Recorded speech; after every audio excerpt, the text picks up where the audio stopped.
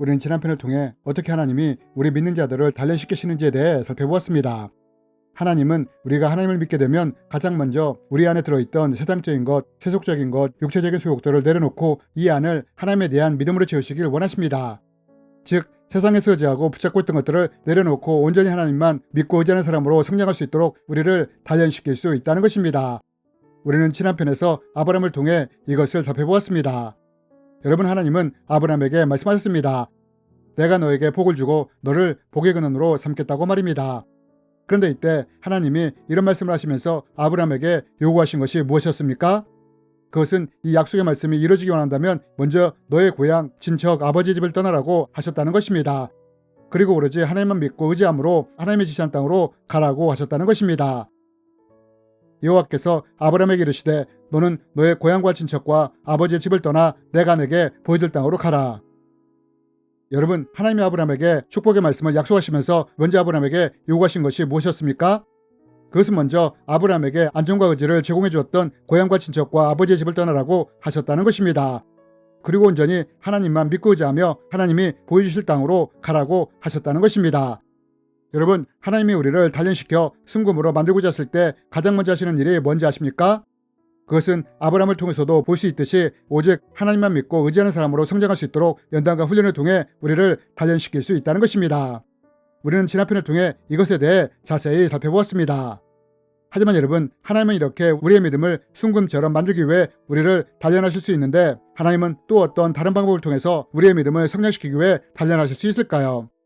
이번 시간에는 두 번째 시간으로 하나님이 우리의 믿음을 성장시키기 위해 어떤 외부적인 방법을 통해 우리를 단련시키실 수 있는지에 대해 함께 나누기 원합니다. 여러분, 아브라함은 하나님의 말씀에 순종하여 고향과 친척, 아버지의 집을 떠나 하나님이 지시하신 땅인 가나안에 오게 됩니다. 아브라함은 자신에게 안정감을 주고 의지했던 것들을 기꺼이 내려놓고 하나님만 의지하여 가나안 땅에 온 것입니다. 그러나 여러분, 이렇게 아브라함이 가나안 땅에 오게 되었는데 이때 이 가나안 땅에서 아브라함이 무엇을 경험하게 되는지 아십니까? 그것은 하나님이 약속하셨던 축복을 경험한 것이 아니라 오히려 고난과 어려움을 만나게 되었다는 것입니다. 여러분, 혹시 당시 아브라함이 생계를 위해서 무슨 일을 한지 아십니까? 양과 같은 가축을 치는 목축업을 했다는 것입니다. 그런데 이 목축업이 잘 되려면 꼭 필요한 것이 무엇입니까? 그것은 양과 같은 가축이 충분히 먹을 수 있는 물과 풀이 반드시 필요하다는 것입니다. 하지만 문제는 아브라함이 가나안 땅에 도착했을 때 무엇을 만나게 되었느냐? 물과 풀을 풍부하게 만들어주는 비가 아니라 물과 풀을 말라 죽게 만드는 기근을 만났다는 것입니다. 그리고 하나님은 이것을 허락하셨다는 것입니다. 여러분, 아모스서에 보면 하나님이 기근을 주관할 수 있다고 분명하게 말하고 있지 않습니까? 주 여호와의 말씀이니라. 보라, 날이 이를지라 내가 기근을 땅에 보내리니. 여러분, 아브라함은 오직 하나님만 의지하며 하나님이 지시하신 가나안 땅까지 왔습니다. 그렇지만 아브라함이 이 땅에서 만난 것은 축복이 아니라 기근이었다는 것입니다. 그렇다면 여러분, 우리는 이것을 어떻게 보아야 할까요? 여러분, 만약 우리의 믿음이 자라기 시작한다면 하나님은 이런 우리의 믿음이 어떤 상황이나 환경에서도 흔들리지 않는 순금과 같은 믿음으로 성장하길 원하십니다.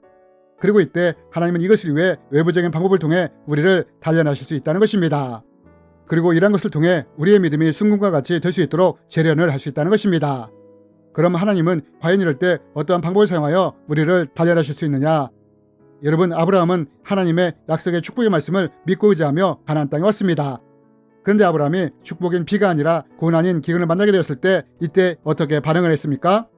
현실이 기대했던 바와 같이 다르게 일어나자 이 현실을 피해 물과 풀이 풍부했던 세상을 상징하는 애굽으로 떠나고자 했다는 것입니다. 하지만 여러분, 이때 진짜로 하나님이 아브라함에게 말하셨던 것이 무엇이었느냐? 그것은 가나안 땅이 어떤 상황과 환경일지라도 아브라함이 하나님의 약속의 말씀만을 굳건히 붙잡고 의지하면서 끝까지 그 땅에 머물기를 원하셨다는 것입니다. 여러분, 우리는 이것을 이삭의 사건을 통해서 볼 수 있지 않습니까? 이삭도 아브라함이 경험했던 동일한 기근을 경험한 적이 있습니다. 이것으로 인해 흉년을 경험하게 된 것입니다. 그러자 이삭도 이 기근을 피해 애굽으로 가고자 합니다. 그러나 이때 하나님이 이런 이삭을 향해 뭐라고 말씀하십니까? 애굽으로 가지 말고 내가 지시한 땅에 머물라고 하시지 않습니까? 여러분, 하나님이 아브라함에게 기근이라는 어려운 환경을 허락하시면서 그에게 바라셨던 것이 무엇이었느냐? 그것은 어떤 상황과 환경에서도 가나안 땅이 하나님이 주신 약속의 땅이기에 약속의 말씀을 붙잡고 끝까지 인내하며 그 땅에 머물기를 원하셨다는 것입니다. 그런데 아브라함은 이런 상황에서 기근을 만나자 약속의 땅이었던 가나안 땅을 떠나 애굽 땅으로 간 것입니다.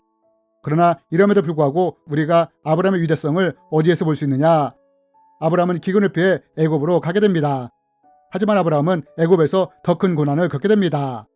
아내인 사라를 애굽 왕인 바로에게 뺏기게 된 것입니다. 그러나 이때 하나님이 이 일에 대해 어떻게 개입을 하셨느냐? 바로 왕에게서 다시 사라를 찾아 아브라함에게 돌려주셨다는 것입니다. 그리고 이때 아브라함은 자신이 의지할 것이 고향이나 친척, 아버지의 집이나 애굽이 아니라 하나님이라는 것을 다시금 깨닫게 되었고, 비록 가나안 땅에 아직 기근이 끝나지 않았지만 하나님을 의지하여 다시 가나안 땅을 향해 나갔다는 것입니다. 여러분, 하나님이 우리의 믿음을 성장시키기 위해서 단련하실 때 첫 번째 사용하는 방법이 무엇인지 아십니까? 그것은 우리 안에 하나님에 대한 믿음이 생겼을 때 우리가 온전히 하나님만 믿고 의지하는 사람으로 성장할 수 있도록 그동안 내가 의지하고 붙잡고 있던 세상적인 것들을 내려놓도록 연단과 훈련을 통해 우리를 단련하실 수 있다는 것입니다. 여러분, 하나님은 아브라함에게도 안정과 의지를 제공해 주었던 고향과 친척, 아버지의 집을 떠나라 하심으로 오직 하나님만 믿고 의지하는 사람이 될 수 있도록 연단하시지 않았습니까? 이렇게 하나님은 우리가 의지하고 붙잡고 있던 세상적인 것을 내려놓게 하는 연단과 단련을 통해 우리의 믿음을 성장시키실 수 있다는 것입니다. 또 하나님은 우리의 믿음이 어떤 상황과 환경에서도 흔들리지 않는 견고한 순금과 같은 믿음으로 세우시기 위해 외부적인 방법을 통해서도 우리를 단련하실 수 있다는 것입니다. 우리는 또한 이것을 아브라함을 통해 볼 수 있지 않습니까? 하나님은 아브라함이 어떤 상황과 환경에서도 흔들리지 않는 믿음을 가질 수 있도록 기근을 통해 아브라함을 단련해 가시지 않습니까? 그리고 우리는 이러한 과정을 통해 아브라함의 믿음이 순금처럼 단련된 것을 볼 수 있지 않습니까? 이렇듯 하나님은 우리의 믿음이 어떤 상황과 환경에서도 흔들리지 않는 믿음으로 성장할 수 있도록 외부적인 연단의 도구를 통해 우리를 단련할 수 있다는 것입니다. 그리고 우리는 이러한 과정을 통해 순금처럼 빚어지는 것입니다. 여러분, 무쇠 덩어리가 그대로 있게 된다면 이것은 많은 사람들에게 도움이 되지 못합니다. 하지만 만약 대장장이가 이 무쇠 덩어리를 두들기며 당금질을 해서 홈이나 칼, 무쇠 속과 같은 것을 만들게 된다면 어떻게 될까요? 이렇게 된다면 이로 인해 대장장이에게도 도움이 될 뿐 아니라 이것을 사용하는 사람들에게도 큰 도움을 줄 수 있게 된다는 것입니다. 마찬가지로 우리도 이렇게 하나님을 통해 단련이 될 때 하나님뿐만 아니라 이웃에게도 도움이 될 수 있는 그런 사람으로 빚어질 수 있게 된다는 것입니다. 그렇다면 여러분, 우리는 지금 어디까지 연단이 되고 훈련됨으로 단련이 되었습니까?